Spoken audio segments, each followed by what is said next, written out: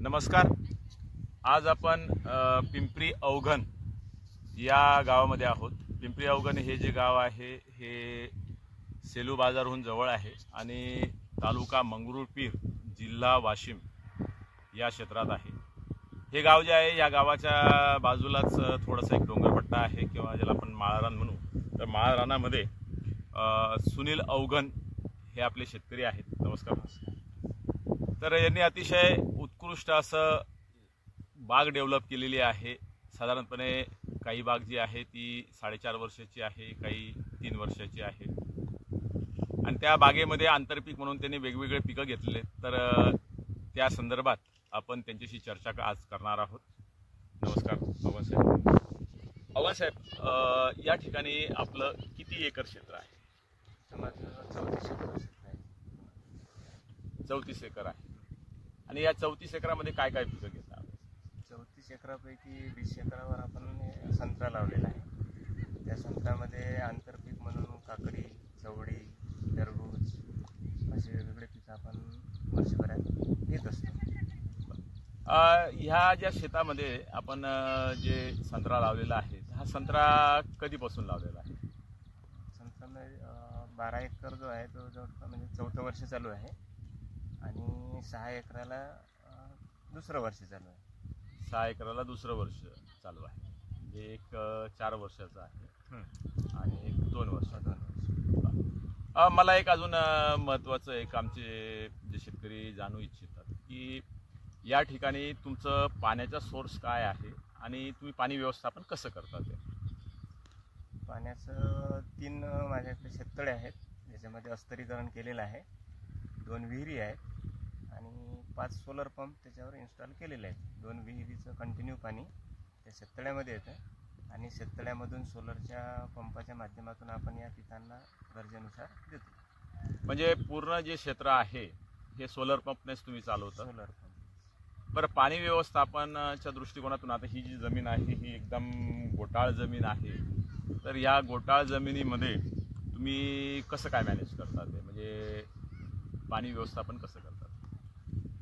या जमिनीत तसं पाण्याची गरज जास्त आहे, कारण वापसाला खाली मुरुमच आहे 1.5 फुटाच्या खाली. बरोबर. त्याच्यामुळे आम्ही गरजेनुसार झाडाच्या ओलाव्यानुसार पाण्याचं व्यवस्थापन करतो, देतो. म्हणजे या ठिकाणी तुम्ही ठिबक केलेलं दिसतं आहे. तर हे ठिबक नेमकं कसं केलेलं आहे? म्हणजे 2 ओळी टाकलेल्या दिसतात ते नळीच्या. तर त्याबद्दल थोडं आम्हाला सांगा ना. लागवड केली त्या वर्षी आपण एकच लॅटरल आणि 2 ड्रिपर टाकले होते. अच्छा. आणि दुसऱ्या म्हणजे तिसऱ्या वर्षीपासून 2 लॅटरल आणि 4 ड्रिपर केले 8 लिटरवाले. अच्छा. म्हणजे सुरुवातीला एक नळी होती, 2 ड्रिपर होते. नंतर मग तिसऱ्या वर्षापासून तुम्ही आता एक नळी वाढवलेली आहे आणि 4 ड्रिपर केलेले आहेत टोटल. आणि एक ड्रिपर जो आहे तो 8 लिटरचा आहे. बरं, या ठिकाणी जे ठिबक टाकलेलं आहे त्याबद्दल थोडं सांगा ना आम्हाला की तुम्ही जे ड्रिपर वापरलेले आहेत ते ड्रिपर कसे आहेत? किंवा आमची जमीन थोडी चढ उताराची असल्यामुळे नेटाफिमचे PC जे ड्रिपर ते लावलेले आहेत. त्यामुळे सर्व शेतामध्ये समसमान पाणी मिळते आहे आणि त्यामुळे झाडाची म्हणजे प्लॉटही सारखा डेव्हलप झाल्यासारखा वाटतं. बरं, हे जे PCJ ड्रिपर जे तुम्ही या ठिकाणी दाखवता ते, तर ह्या PCJ ड्रिपर बद्दल काय सांगू? म्हणजे काय विशेष आहे या ड्रिपरचं? हे जे ड्रिपर आहे तर प्रेशर मेंटेन करते आणि संपूर्ण शेतात पंप चालू केल्यानंतर जेव्हा सर्व नळ्यामध्ये पाणी भरते त्याच्यानंतरच याच्यामधून पाणी चालू होते. त्यामुळे सर्व ठिकाणी समप्रमाणात पाणी भेटते आणि चढ उतारावर सुद्धा निश्चार बऱ्यापैकी म्हणजे चांगला मिळतो.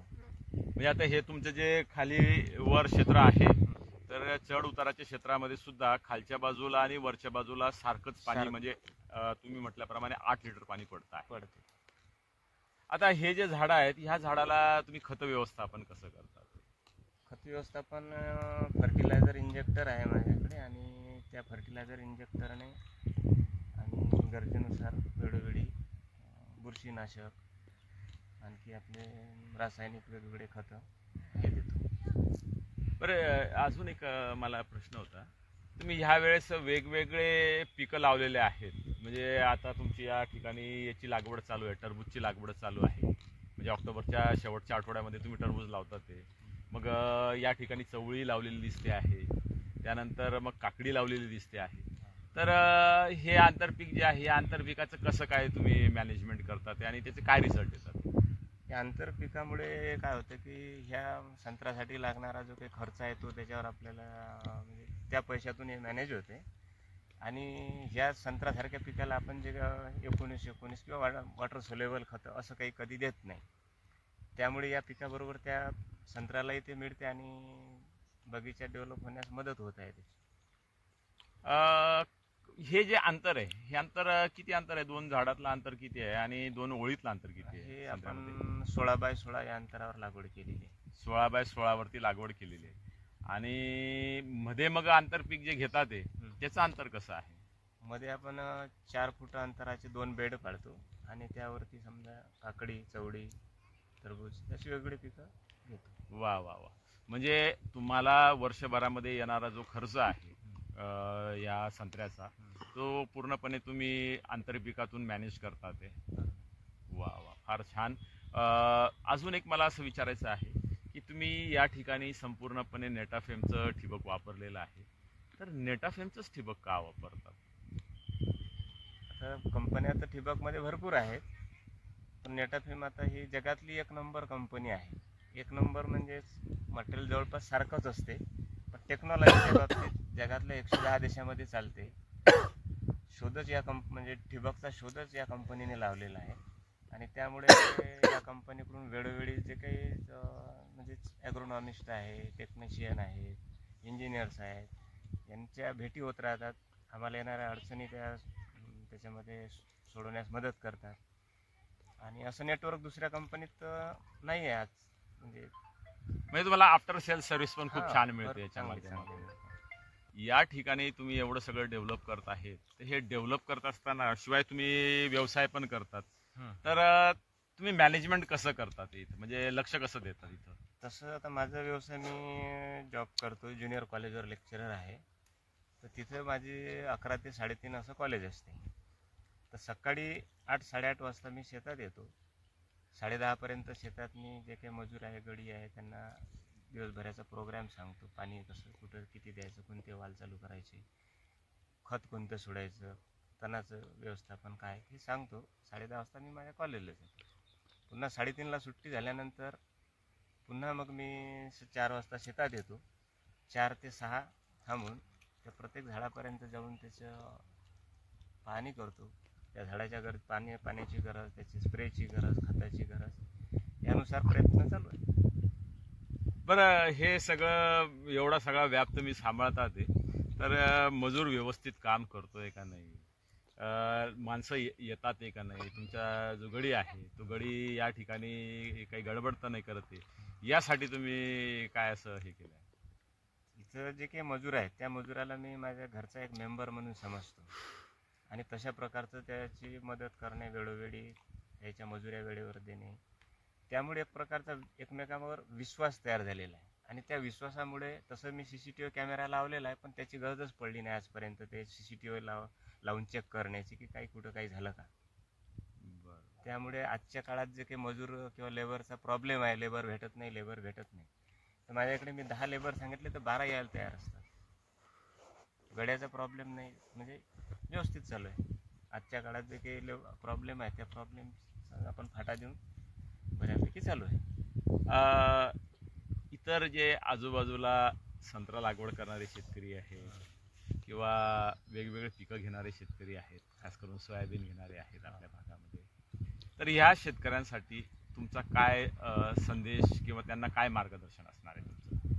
आता आमचं गाव हे तसं कमी पाणी असणार आहे, म्हणजे विहिरीला फार काही पाणी लागत नव्हतं, पण आजूबाजूला आता थोडे पाझर तलाव वगैरे झाले, त्यामुळे पाण्याची पातळी वाढली. आणि हे मी लावल्यानंतर आता हे माझं पाहून माझ्या गावातले बरेच शेतकरी आता संत्रा म्हणजे 2-4 लोकांनी लावलेला आहे यावर्षी. 8-10 लोक भेटून गेले, माहिती घेऊन गेले की पुढच्या वर्षी आम्ही लावू, अशा पद्धतीचं नियोजन ते करत आहेत. तसं आपण सुचवलं की बाबा काहीतरी आपण, आता सोयाबीन जे आहे मार्केटमध्ये 3 वर्ष झाले पण काही भाव नाही आहे, त्याचे ॲव्हरेज पण घटत चाललेले आहे, खर्च वाढत चालला. त्यामुळे संत्र्यासारखं एक नगदी पीक, जसं आपलं कॉटन म्हणत होतो आपण नगदी पीक, तसं आता संत्रा आणि ग्लोबल मार्केट निर्माण झालेले. मार्केट आता माल पोचवण्याचं विकण्याचं काही फार समस्या राहिली नाही. म्हणजे इंडियातून माल परदेशात पण कुठेही आता जायला लागलेला आहे आणि भावही बऱ्याच चांगल्या पद्धतीने मिळत आहेत. आमच्या आजूबाजूनं जे काही वनुजा गाव आहे त्या गावामध्ये मागच्या वर्षी चांगलं उत्पादन झालेलं आहे. आता माझेच संबंधित शेतकरी आहेत, त्यांच्याकडे 40 एकर संत्रा आहे. पैकी 16 एकर संत्रा त्यांचा बहारावर होता. 6वं-7वं वर्ष असेल, 8वं वर्ष. तर त्या वर्षी मागच्या वर्षी त्यांच्या 16 एकरामध्ये 1,38,00,000 उत्पादन झालेलं आहे. आणखी दुसरे शेतकरी आहेत, एक निलेश सर राऊत म्हणून, त्यांचे 11 एकरामध्ये 77 लाख झाले. आणखी एक सचिन राऊत आहेत, त्यांचे जवळपास 70-75 लाख झाले.